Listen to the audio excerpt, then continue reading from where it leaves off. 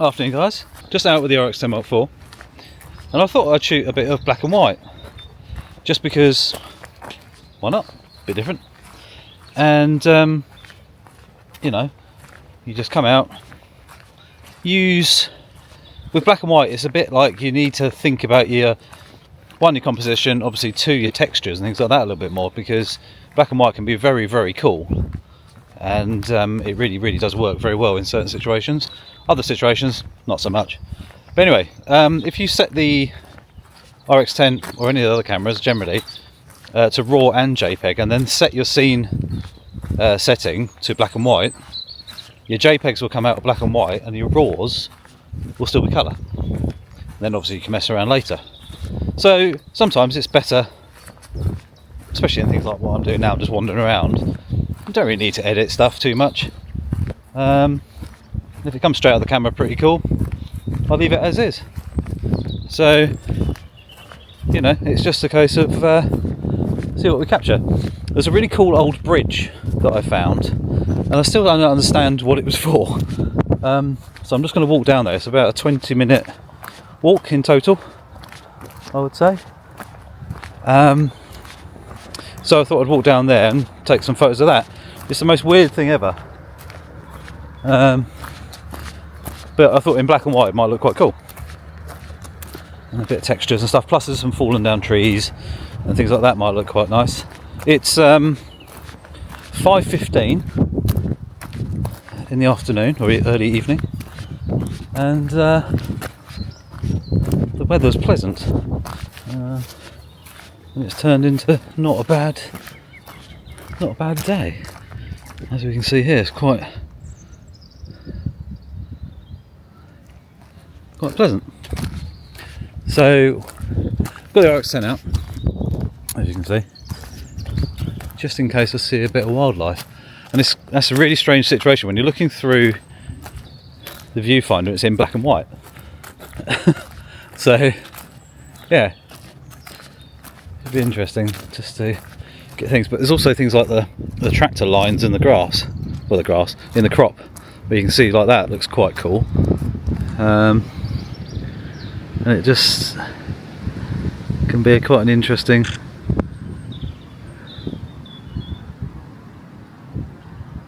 look. Be helpful if I push my button for the middle focus.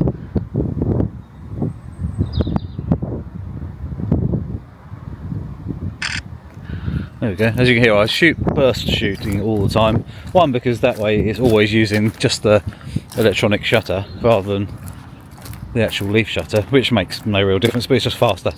And also it means if the camera focuses slightly differently than I want, I've always got, it's just going to give me a couple of shots just to look at. Normally there's a buzzard in this area.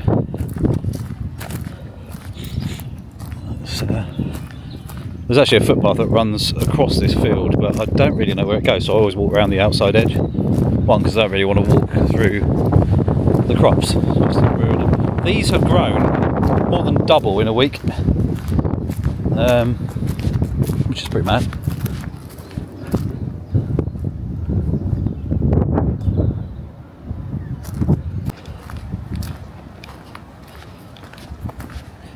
So, just about to walk into the first part of the woods. There's definitely a deer or a bunny digging a hole. There was a squirrel just coming down this tree, but I missed him. He don't know where he went.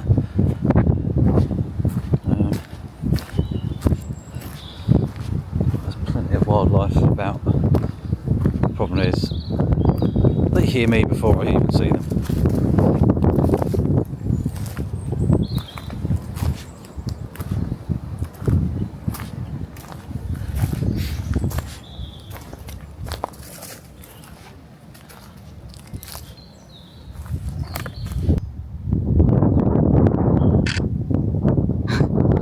Blues hits.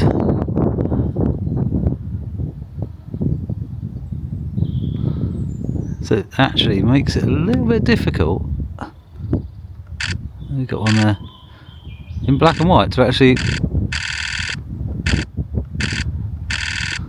find them.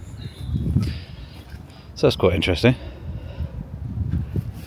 The thing I love about black and white stuff is you've got things like this, the tree and the light coming through. This is where the RX10 comes into its own. You know, I've got a full, don't even have to move, 24 to 600 to go in for a bit of interest of the bark and stuff like that, all back to the whole tree kind of thing, which is cool. So yeah, it just means we can get some interesting light shots, shadows and things like that going on.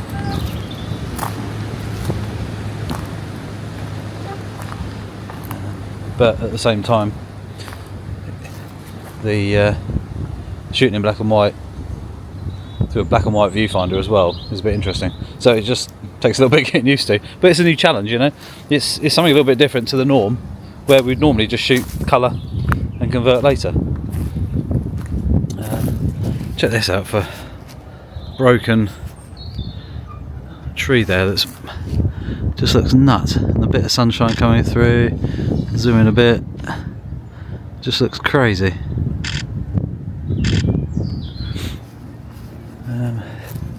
But it's just looking around. I used to love, and we'll get a shot in a second of something that maybe, I mean, it's just random, isn't it? The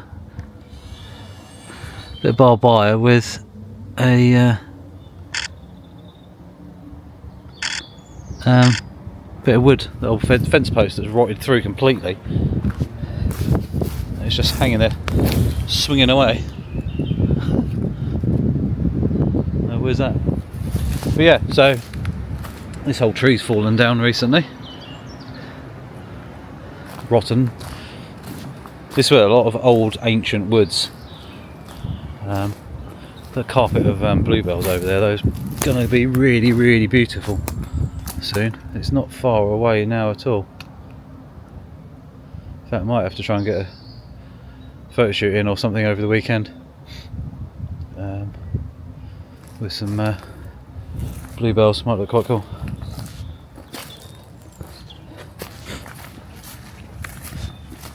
Anyway, we're going to wander now over here to this woodland bit here. This is like a marshland. It's weird. It is very strange.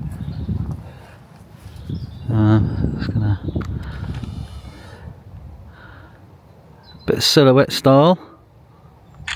That looks quite cool. Don't shoot in portrait mode very much, as in portrait, but to get that whole tree and the sun and everything just looks quite cool. So yeah, let's wander down. So I'm shooting fully manual, but at the moment I'm just using a bit of auto ISO. So when I aim up there, it just chucks the ISO back down, and then you just end up with a silhouette. So it's a little bit easy. I sort of locked it at 1,000th of a second shutter speed, just in case anything was moving, like if there was a squirrel or something like that, because I'm trying to do two things at once. Normally I'd shoot manual ISO. Oh, buzzard. Oh, is he gone? Is he going to go back up? He's flying around still. Oh, he's just disappeared. On the tree line there, that's where he was. I'm sure he might reappear. But we're in a sheltered area, which is quite pleasant.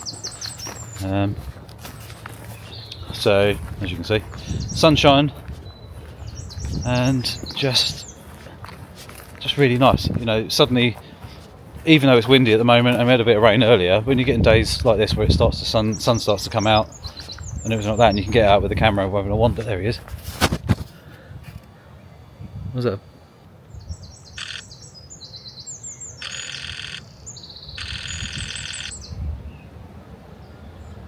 Could be a buzzard. He's up in the sky anyway. Yeah, it definitely is, I think. Yeah. Oh, a nice bit of light on his underbody then. If you could do that again, it'd be lovely. Come back round. Come on. Other way. Back round this way. black and white, very strange. A little squishy. This, I mean, look, old trees everywhere. I mean, how could you make a tree fall down and explode? It's crazy. Look at that. Need some sunshine again, would be nice. There we go, let's go down to this little bit of footpath here. You can hear the running water coming out of the...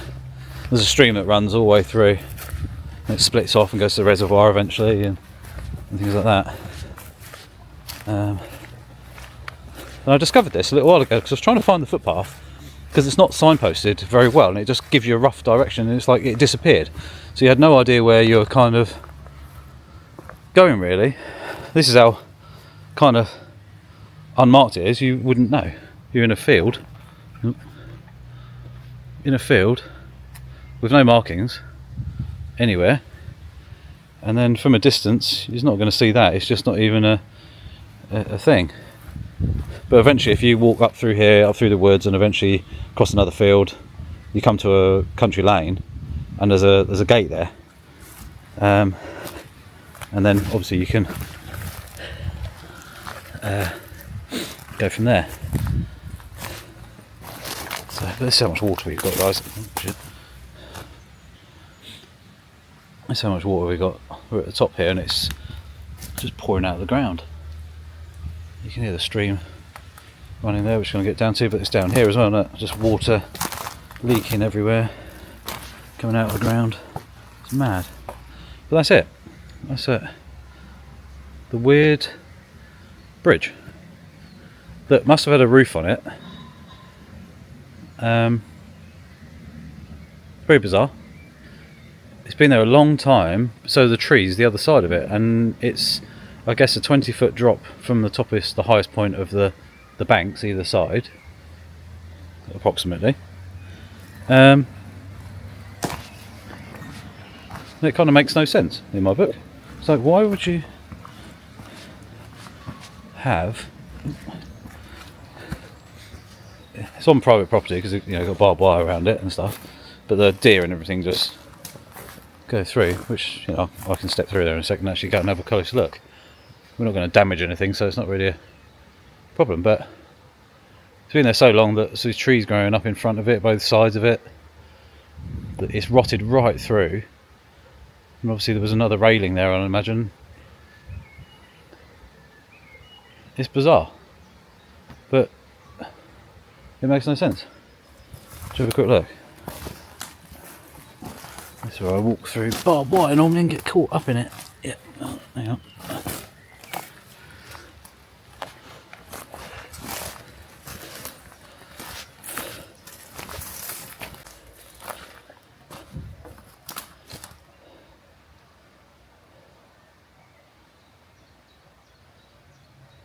So they're girders, or like railway lines as such. This is, it's netted. As well, which is bizarre. But as you can see, it's completely rot. The girder there is completely rotted through. But it's bizarre. Like I say, it's a completely strange thing. But also, was this a track? Because you've got hard ground here, but then it just goes soft ground again there, and no track. So was this maybe just a footbridge? But then why would it be so heavy duty, as in, you know, big girders and stuff holding things up? It's just bonkers. But it's been here a very long time by the looks of it. I mean, to rot that steel through, it's been here a long time. Even the support down there on the right hand side, this bit here, is missing a bit underneath now. You can see, if you stand over to the left there, you can actually see. But where did it go? Because that tree, there's a big tree there. I mean, that's got 50, 60 years old, at least. But then, I don't know. It's crazy. But anyway, I'm going to photograph it because it's quite cool. In black and white, I think it might look quite interesting. especially some of the rust and bits and pieces, and then go from a different angle over there somewhere and have a look. But yeah, just a bit of weird random history in the English countryside, in a little mini valley that has quite a fast flowing stream through it. It's bizarre, but like I say, no real sort of purpose to it as such. It's pretty mad. Typically it's starting to rain. It's only going to be a shower because the sun's still out, but annoyingly I'm getting slightly wet. Going by the hair. Need a haircut again. But hey. Right, that's like I say, you can see the sun shining behind me.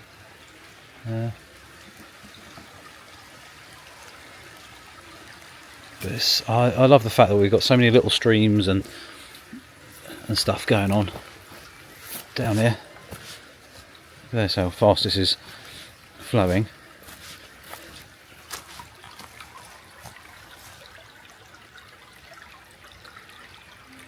Lovely and clear as well. See right through. But also lots of might be worth coming down here and just sitting, because we've got things like, I'm guessing they're vole holes. Maybe water voles or stuff. So I've taken a couple of pictures there, but you can see them in the bank. Quite a lot there. But anyway, let's carry on up.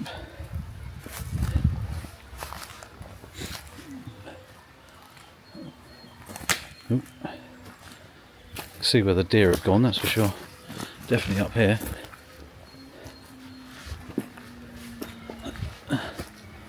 And then into the difficult bit where I can't really get around unless I go up here. It's quite difficult holding two cameras. That's cool, check this out. Obviously back on the edge of the field, but I decided to follow the path down and see where the animals go. I like looking through that.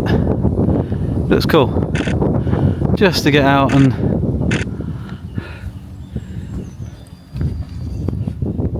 not even shoot some wildlife really, it's just a case of photographing cool stuff. Just take that tree, just curves. Let's see the one under this one here, look, it's just going whoop.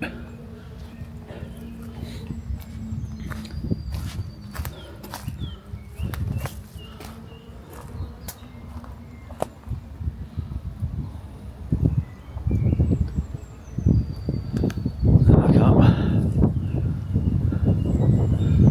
This is interesting.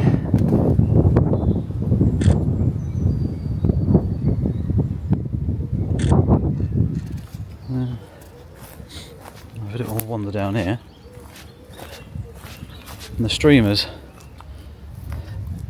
snaked its way all the way along and round, and keeps going round and then disappears again. Oh, no sunlight. Oh, another bird. This has been falling over for quite a long time. The fact the moss has grown.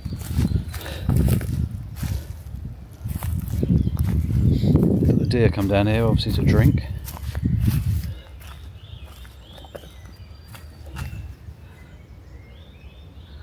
I tell you what though, just the black and white look of the images that I'm shooting, just give it a different world, just different view. And I know we can shoot in RAW and then convert them and stuff like that, but you know, it's like a, hang on, we'll shoot this, but I need to put out my screen. Difficult with two cameras. But photographing a bluebell,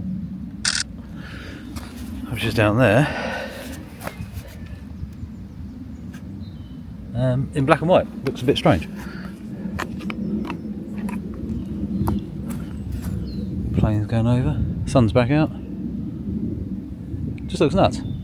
And this is how so many people don't appreciate the kind of countryside that we've got, you know, especially in the UK.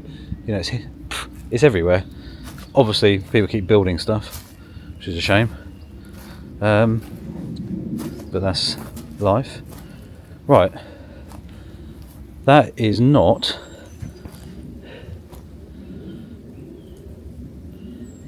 oh shit, hang on. Oh, I can't zoom in on it. I'm going to take a picture, but that is not, one, a dog, and two,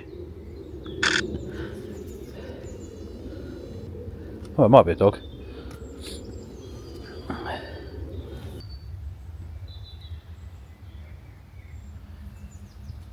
A deer definitely go up there. Like that bit there, you can see the deer hoofs, and here as well, definitely. But the fact that it's got either dog or maybe otter, not sure. It's not big enough water here for otters though, unless it suddenly gets really deep further down the stream. I don't know. But then why would an otter be stood at the water drinking if they live in it? Yeah, I don't know, it's probably just a dog, or maybe a mink. There's some of them around, or a fox. Actually, I suppose I didn't think about that. Maybe a fox having a drink. It's just there. That's probably more like it, isn't it? You start to overthink shit. But you can see here this little stream bed here, stones, little stones and things in there. It's pretty cool. A little sand bank or mud bank, and it gets deeper. And fortunately, trees and stuff have sort of blocked them away. But as you can see here, deer have been using this path for a long, long time. The wildlife paths are very easy to spot, and the things I can see straight away. It doesn't follow. I can see straight away it goes there, and then round that tree, and then over to there. Off they go. So, yeah, pretty cool. This has definitely been here a while. If the bluebells are starting to grow in the trunk. Pretty mad.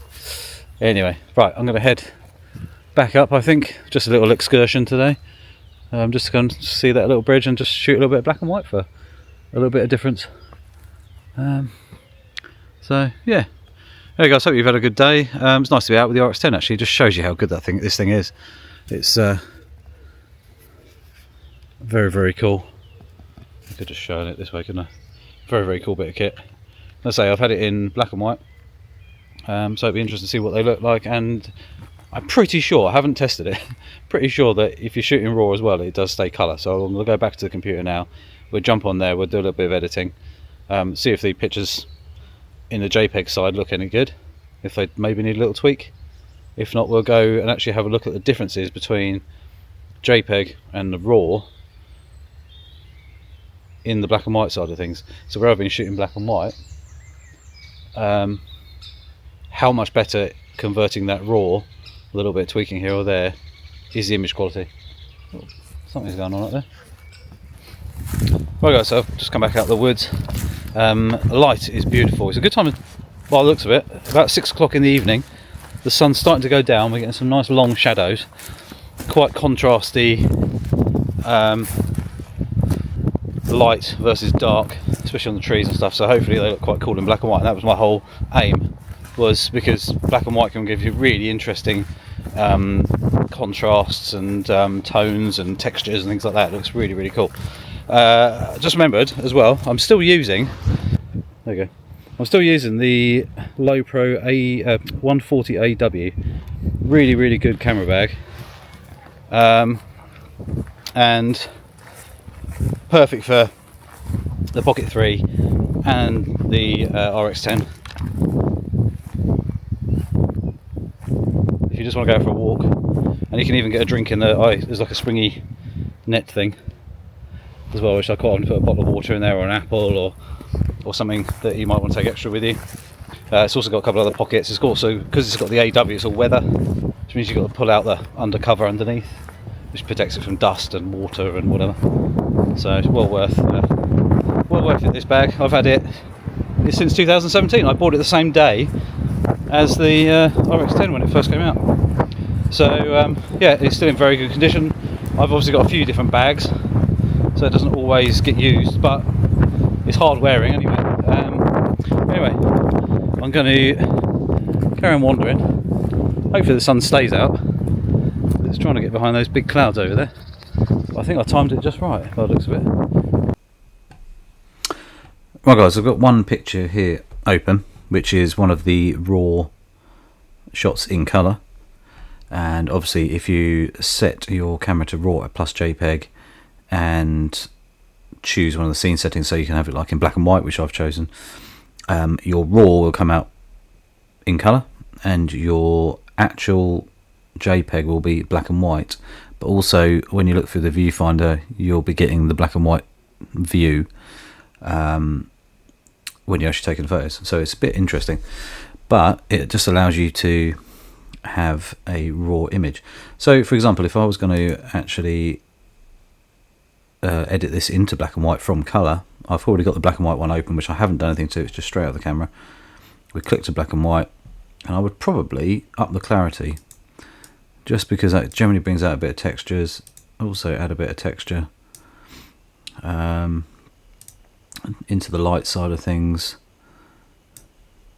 Just mess around with how it looks, and then also you can mess around with the colour. No, not that one. Black and white mixer, which means then we can mess around with certain colours and adjust their levels individually. So if the green grass, for example, will go dark like that, depending on how you want it to see, how you want it to look and everything. Oranges, if there's anything, the rust. So we can pull the rust out and make it look a little bit darker. Something like that I'd be pretty happy with as an image. And there we go, that's the bridge. This is straight out of camera. Same shot, as you can see here. And what it does is it crops a little bit. You can see there, that actually is JPEG. I think that's right. Anyway, it does crop in camera because it literally, when you go wide angle at 24mm, you end up seeing the sunshade in every single corner. And what it does, it does lens correction, so it sort of almost crops a bit, and actually does it. So that's hang on, let's go fit on screen, and let's look at the difference between this on fit on screen. Is it the same? Oh, it is the same. So yeah, so in camera it sorts it out for you. So yeah, basically it doesn't matter, but you get a preview, you actually see it before it's actually done. But that's the raw, which I've tweaked. That is straight out of the camera. It all depends on what you want and how you would like to see it, but obviously the raw is showing up more detail over there compared to what we have exposing over that way. But totally up to you. But actually it's quite nice just to go out and snap pictures in a black and white sort of situation. It made me think about my photos a lot more while I was actually wandering around as well, which was nice. Let's go for another one. Let's leave them open. So we've got, which ones do they look? Probably look exactly the same. That's not, yeah, that's the one of the black and white ones. Let's open that in Photoshop so you can see. So this is straight out of camera. Being an idiot. Fit on screen. As you can see, there's a little bit grainy, but I was shooting auto ISO as well at the time, so it is. But I quite like a little bit of grain in black and white photography as well. So let's open the raw. So this is the raw image of that shot where we're at 3200 ISO at the time, so it's not too bad actually, grain wise. Obviously we're out in decent light as well, so you know, I'm shooting 1,000th of a second. Maybe one, I just wanted to make sure my shots were sharp, but also there was quite a bit of wildlife possibilities, so I just wanted to keep my shutter speed up just in case. Anyway, so what I'm going to do is I'm just going to repeat what I did previously, and that is my previous thing. You can see it's a little bit grainy, but let's do a denoise just to show you how good Photoshop is now. But then you don't necessarily need to. This is totally down to you. I mean, to be honest, I wouldn't have bothered because I quite like a little bit. We've got 25% enhancement. I don't generally go much more than 30, and it will just clean it up a little bit. But actually sometimes it may look better with a bit of grain. It just adds a little bit of life to it, a little bit of black and white sort of film photography kind of feel to it. So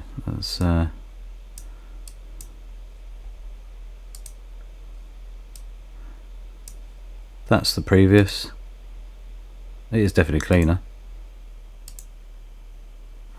but you also lose a little bit of detail.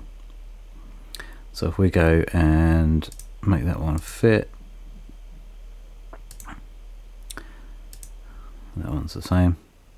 So now if we zoom in, for example, you can see it's still going to be grainy because obviously you've got details of rust and things like that, but you can see the difference between image quality there with a little bit of denoise has made it a lot more. But also having that ability to do a lot more editing to the image if you need to, you can bring out the details and stuff in the textures and whatever. So yeah, it's just a case of messing around really. I just thought a bit of fun. I did some this is where, does it look good in black and white or does it look good in colour? So this was a looking straight up in into the sky through the trees. It's been done thousands of times.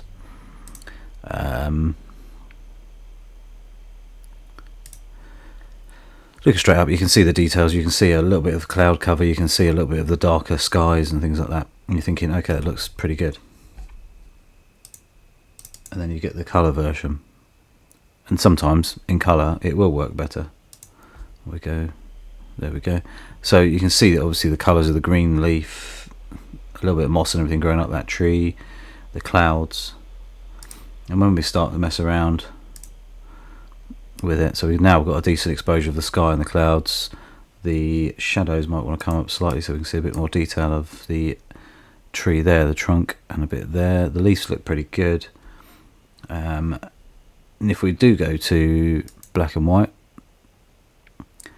we'll leave it like that. I think that looks pretty good. It can look a bit messy, to be fair. So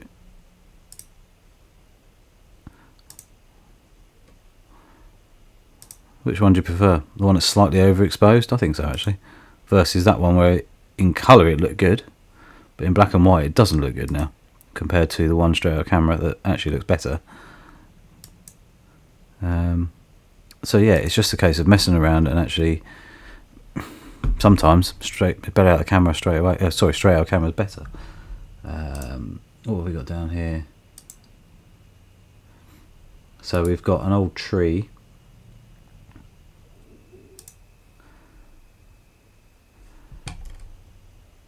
Which I'm going to click auto tones. Didn't do a lot, but it looks pretty. It looks pretty good compared to the color version. Which, there we go, and then we go auto levels. It brings out a bit of the green and stuff like that. Depends on what you want. I think in black and white we can up the contrast a little bit. I think we definitely need to go into the effects. Clarity is definitely a good thing in black and white most of the time. Dehaze as well, depending on what the light situation is like. I mean, you could make it look a bit misty if you wanted to, make it look a bit interesting. It looks a bit misty over there now, doesn't it? It looks like a little bit foggy. Depending on what you want to do, really. What else we got? We obviously got the black and white mixer, so now we can mess around with the greens, bring the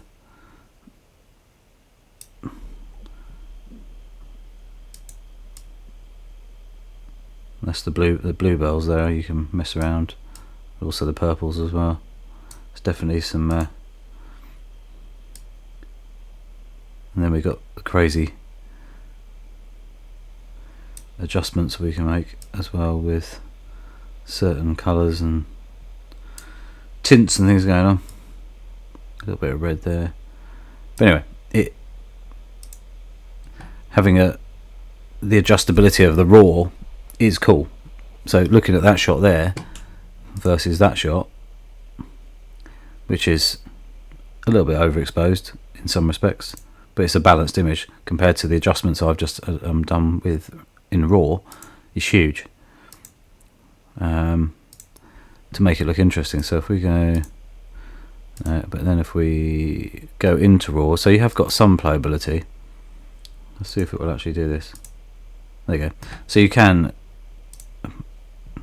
even in JPEG, you can actually make it look pretty much identical. It's not quite there. Let's try and get them the same.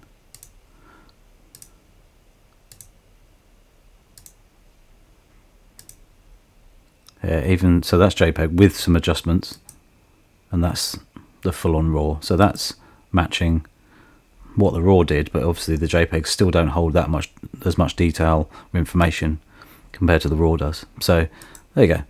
Doesn't look bad. It's just a case of whatever you want to kind of bring out in it. In the end of the day, I love making. It kind of gives it a classic look, classic old photography look, and it makes you think about your photos a bit more when you're out taking them. It's like what I did take a bluebell shot, but in black and white. Depends which one's good though. So look, hang on.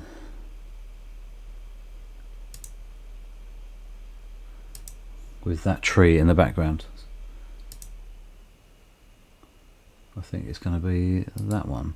So this is in a black and white bluebell. Sounds mad, doesn't it? There we go. So shot in black and white, and then we've got the full colour version, which obviously is more appropriate. What we're shooting at, ISO 1000, so more appropriate that because of the flower colour is where we probably keep it colour, but it doesn't look bad in black and white at the same time because we can do some cool stuff. I'm gonna sort this one out, so we're gonna add some denoise to it because it is a little bit grainy, but I quite like the bokeh in the background, that tree trunk is laying down, you've got the flower there and a little bit of other greenery, and also other little bit of hints of the blue in the background as well. It looks quite good. It's just a case of now messing around and trying to work out exactly how you want it to look. So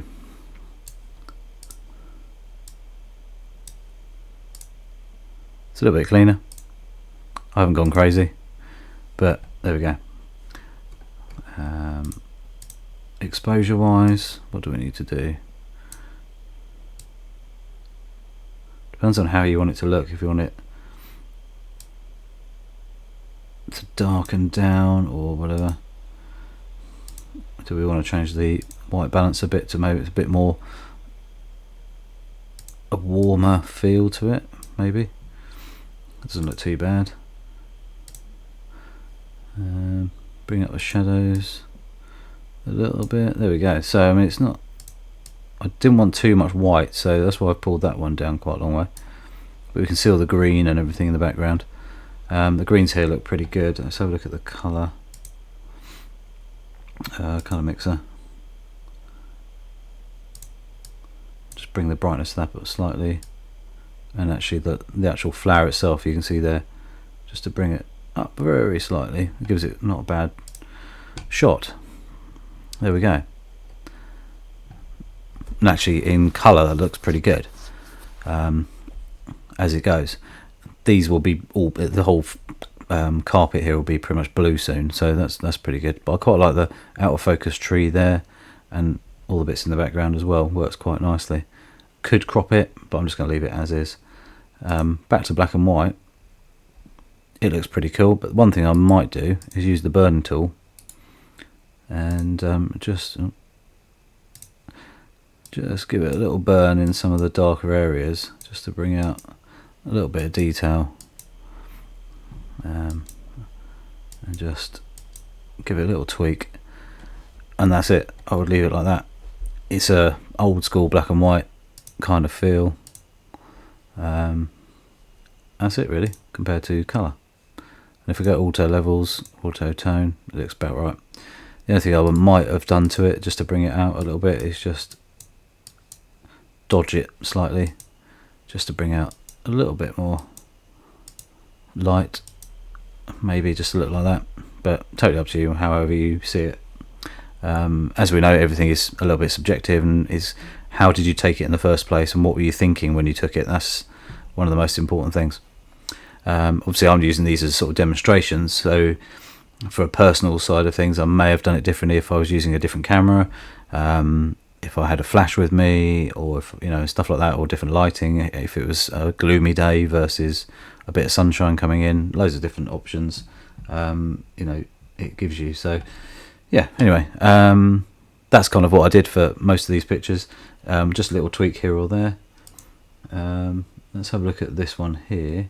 So this one here, I like to say, I very rarely shoot now in portrait, generally, but because of the stream down here and the sun up there, I was sort of like, maybe I should shoot portrait as a different view.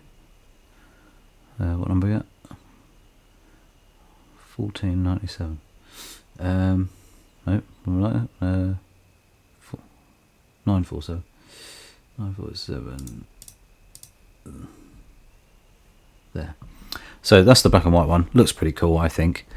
You've got the sun glowing through. You've got a tree that's leaning. You've got the old bridge. You've got a bit of light reflecting in the water.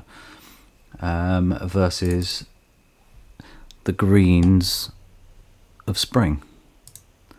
So how would we actually take it, any differently? First thing I would do, I shouldn't have taken f2.4, because what it's done is actually it's focused on this branch here, so everything else is out of focus, so it's not perfect by any means, unless I took another one. Did I adjust it? Let's have a look. This one might be better. I probably did. I generally see my mistakes and then modify them. Did I shoot on there? Oh, we did. We went crazy. Hang on. f2.4.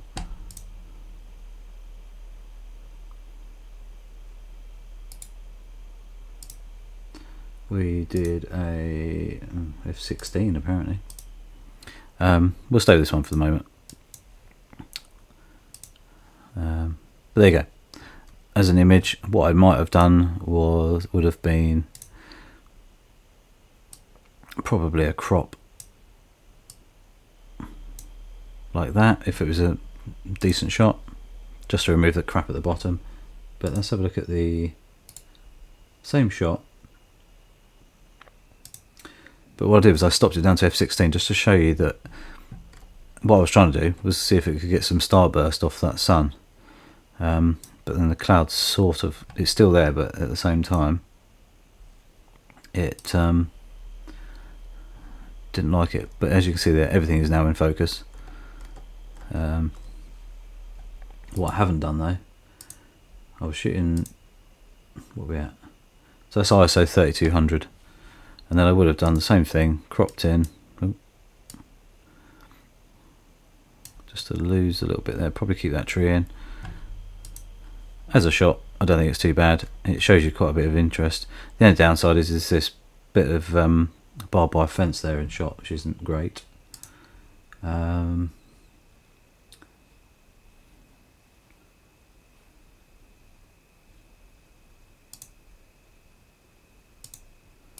then we've got the original black and white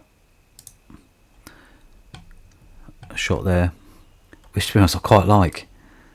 I do quite like it, just because it's a bit more contrasty and the darks and the lights and everything are pretty cool. So if we did go back into that one, actually, what did I do with the raws last? Okay, added some bits and pieces. If we go back into raw, we can then go black and white and then start messing around with it a little bit more. It is quite cool, depending on where we want to go with it.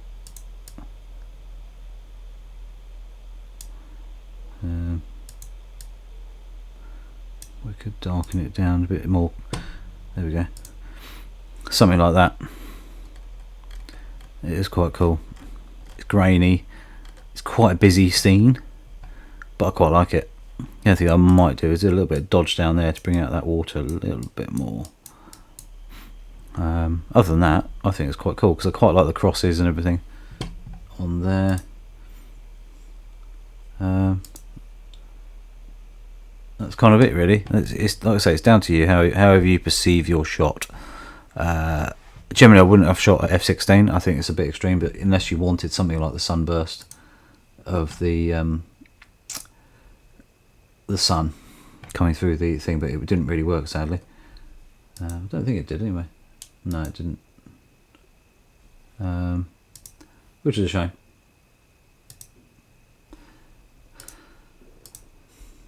Then I moved on to some shots which sometimes look better than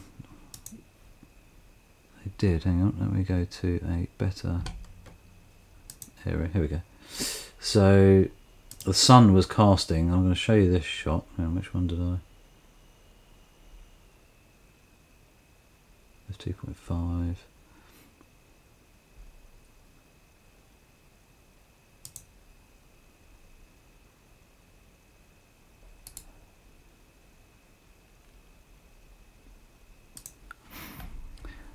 Here's one more. So this one I quite like, just because you've got sunlight bursting in from the left, you then got shadows on the right hand side of each trunk, and it's casting quite nicely. The sun's still quite high in the sky, but it's not sunsetty yet, but it was quite cool. It looked good. And then the shot of it in colour, a little bit of a burst, and it's just tweaked a few things like shadows and stuff like that to bring it out. Don't know if it's really a good shot. I mean, it just looked better. Sometimes just in black and white just makes it look more interesting. Just because it takes away all the distractions. So all the green is a distraction to me. Look at that, there we go. Because the green isn't particularly, the grass for example, or the bluebells are a bit of a patchy lawn, so when you go black and white it kind of gets rid of that and it looks like just sunlight, so to me it looks a bit more interesting. We can crank up the clarity a little bit there and then work out what we want to do shadows wise. Or do you want to go mega shadows or the other way, or the blacks? You know, you could go full on something a bit like that if you wanted to. It's up to you, however you want to perceive however it looks. Something like that, I think, but we have to watch the details and everything blown out on certain areas if we start messing around with things too much. There we go. So that's me editing. That's out of the camera. So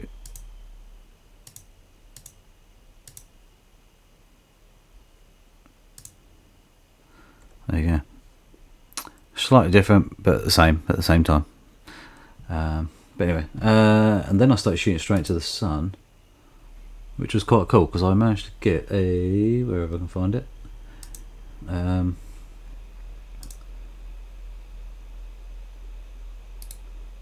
which is quite cool.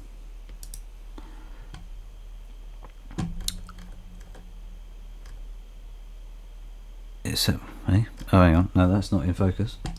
That's hang on, there we go, this one is. So let's ignore that shot.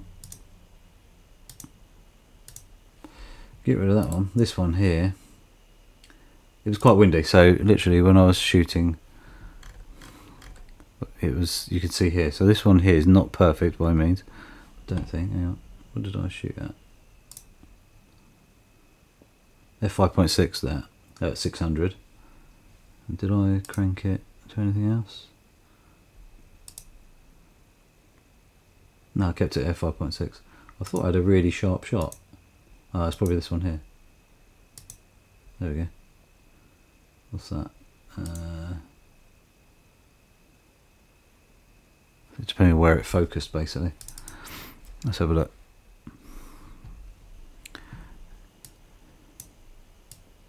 No, it's still focused over there. That's what it was doing. It was a struggle of wind.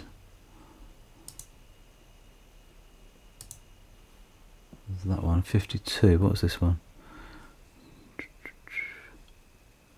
Get rid of that one.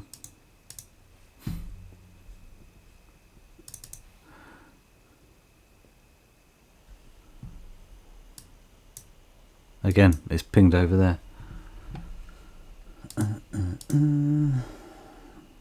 Aha, here we go. This is the one, I think. Here we go. It's just finding, because I'm not using my normal thing. That's better. Look at that. There we go. So, do we go colour? I mean, you can see every single little bit of thing there, which is pretty cool. Let's go auto, and then that looks pretty good to me. Looking through everything. This is where I might crop the image. Don't know. If we went black and white, it does look quite cool. And you can pull whatever you want to do, really. However you want to play it, you've got so many different ways of making it look as an image.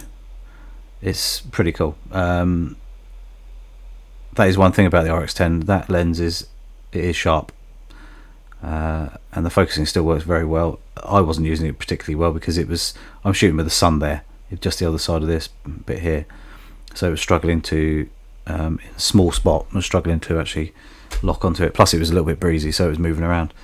So I struggled a little bit a couple of times there. So you can kind of see when it went a bit wrong. So let's go for that one. But as you can see there, compared to that, where it was moving around in the wind a bit, and it focused in on that leaf, compared to this one, but then swapping to this one here, we then got the almost all in focus. That little area there, it isn't, but it is a curved leaf as well. So, but it's pretty cool as it goes, and that's the image. So, like I say, we could go black and white, depending on what you want to do or not. And here's a shot. Basically, kind of gives you an idea.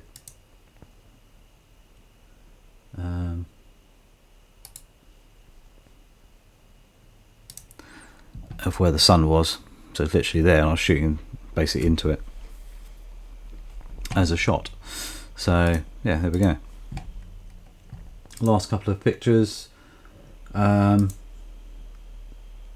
this is where it really did look interesting. So this shot here, it's a superficial, boring shot, but at the same time a little bit interesting, because I've just got a tree slap bang in the middle, with a little bit of light on the left, and then more trees in the background, a bit of a bank and everything like that. So actually, when you look at it, there's quite a lot going on, but in reality it's just a boring shot. But is it? And the colour version makes it look boring, but suddenly, when it is black and white, it is interesting. So if we go black and white, it suddenly becomes more usable, because we can tweak things and mess around a bit more, and because we haven't got the colour distractions, you know, we can now start messing around with how things look and the textures and all that sort of stuff. It makes it look interesting compared to the cover. But that's the difference between a raw, slightly processed shot versus the JPEG, which doesn't look all that sharp, even though it is. Let's go auto. Didn't do a lot. compared to that, which has got a lot more character to it. It's a little bit more grainy, but at the same time a lot more detail punching out of it. Again, totally up to how you want to play around with it. It's up to you, but that's how I've been shooting. So I was shooting with JPEG and RAW, and just choose your style basically. So you can shoot vivid, you can shoot standard, you can shoot black and white, you can shoot whatever, but as long as you've got it on RAW and JPEG, you'll get both. So it's a good way of actually messing around. And there's one last one I'll show you, which was this one, which was up into the sky again, with one big tree on my left top. There you go. You got moody clouds cruising past, but blue sky in the middle. I thought it was quite cool.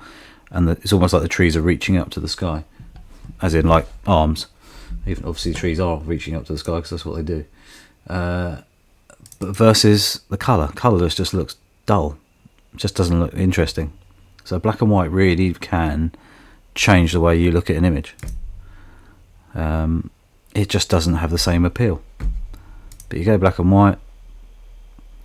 In fact, we'll do the previous thing. It might be a little bit dull. There we go. And it just looks interesting. Just gives it a bit more life and a bit more interest. Let me know what you think anyway in the comments. Hope you enjoy the video, and that's how I generally process images pretty quickly. Try not to do too much. Obviously at levels and stuff like that, it just the odd tweak here or there to make it look a bit more, a little bit of sharpening or clarity. Clarity generally, sharpening I don't, but the clarity can bring out details in certain situations, especially black and white. So anyway, see you soon, take care.